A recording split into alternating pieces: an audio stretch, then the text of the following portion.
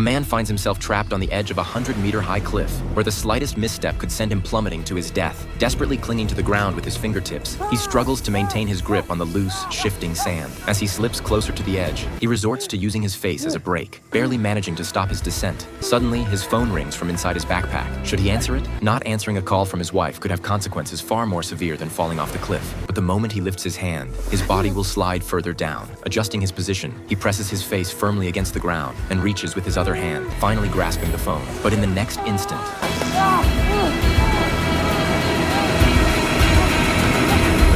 the man finds himself wedged on the cliff's edge, with jagged, pitch-black rocks looming below. 2 hours pass, and the toll on his mind and body pushes him to the brink of collapse. Suddenly, he begins muttering to himself, calculating the timing of the waves crashing against the rocks. If he can use the seawater to cushion his fall, he might just survive. Counting down, the man releases his grip and leaps with all his might, successfully plunging into the sea. However, the shallow water doesn't prevent his waist from striking the rocks, knocking him unconscious. Fortunately, he regains his senses just in time and, mustering his last ounce of strength, manages to break the surface. But the real test has only just begun. After making it to shore, he carefully examines his body. Apart from a gash on his hand, everything else seems fine. Yet the moment he stands up, he collapses with a thud before taking a single step. Coming to his senses, he discovers another wound on his head, but that's not the worst of it. The impact to his waist during the fall has left his legs numb. Remembering he hasn't returned his wife's call, he frantically digs through his bag for his phone, only to find it's been waterlogged and unresponsive. He's well and truly screwed. His only option is to yell for help at the top of his lungs. But who in their right mind would come to this godforsaken place? Faced with a sheer vertical cliff ahead and a vast, endless ocean behind, he's out of options. He removes his short-sleeved shirt to crudely dress his wounds. To conserve his energy, the man lies down on the rocks and drifts off to sleep. When he opens his eyes again, he's calmer, but the searing pain in his waist reminds him that he must find a way out, and fast. Surveying his surroundings, he realizes climbing the cliff is impossible. Fortunately, there's a small island in the distance, his only hope for survival. Summoning all his strength, he rolls into the sea. But things aren't as simple as he thought. With his legs numb and one hand severely injured, he can only paddle slowly with his other hand. Before long, his strength fails him, forcing him to rest on the surface. Suddenly, a sharp pain in his abdomen causes him to gulp down a mouthful of water, and he slowly sinks to the bottom. On the verge of death, his thoughts turn to his wife, and he refuses to accept this fate. An intense will to live unleashes his hidden potential, and he swims upward with his single functioning hand, finally breaching the surface once more. But reaching the island is no longer possible. He can only swim back to where he started. So,